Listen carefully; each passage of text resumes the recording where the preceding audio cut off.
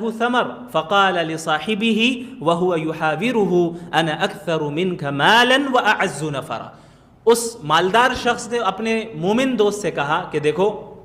اس سے بات کرتے ہوئے، کہ میں تو تم سے زیادہ مالدار ہوں، اور اپنے جتھے کے اعتبار سے اور لوگوں کے اعتبار سے میرا جتھا زیادہ مضبوط ہے۔ اب جو مالدار ہوتے ہیں اس کے پیچھے 8 لوگ اور آگے 8 لوگ گھومتے پھرتے ہیں کہ نہیں،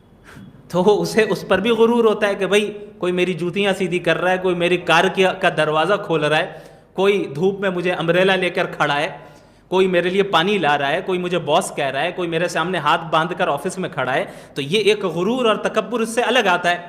تو یہ غرور اس کے پاس بھی تھا۔ اس نے کیا کہا کہ انا اکثر منک مالا واعز نفرا، میں تو تم سے زیادہ مالدار بھی ہوں اور جتھے کے لحاظ سے بھی تم سے زیادہ مضبوط ہوں، میرا جتھا زیادہ اسٹرانگ ہے، میرے ماننے والے اور نام لینے والے، عزت کرنے والے زیادہ ہیں۔ تو یہ غرور اس کے اوپر، مادیت کا غرور اس کے اوپر تھا۔ اب اللہ اس کی بعض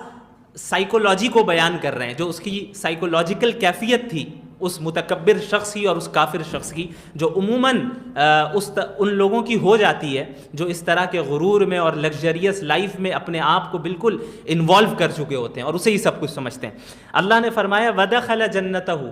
اب یہ شخص اپنے باغ میں داخل ہوتا ہے،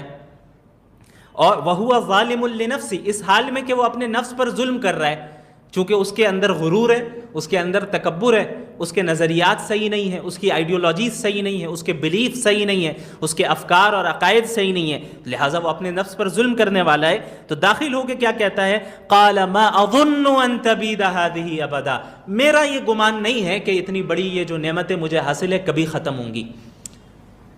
میں نہیں سمجھتا کہ یہ نعمتیں کبھی ختم ہوں گی۔ انسان کی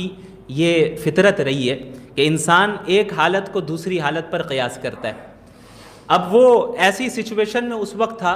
کہ جو لگژریس لائف ہو سکتی تھی وہ لگژریس لائف اسے حاصل تھی۔ اب اس نے اپنے فیوچر کے متعلق کیا گمان کیا، کیا قیاس کیا، وہ یہ کیا کہ یہ جو نعمتیں ابھی مجھے حاصل ہیں یہ تو کبھی ختم نہیں ہوں گی، یہ ہمیشہ باقی رہیں گی۔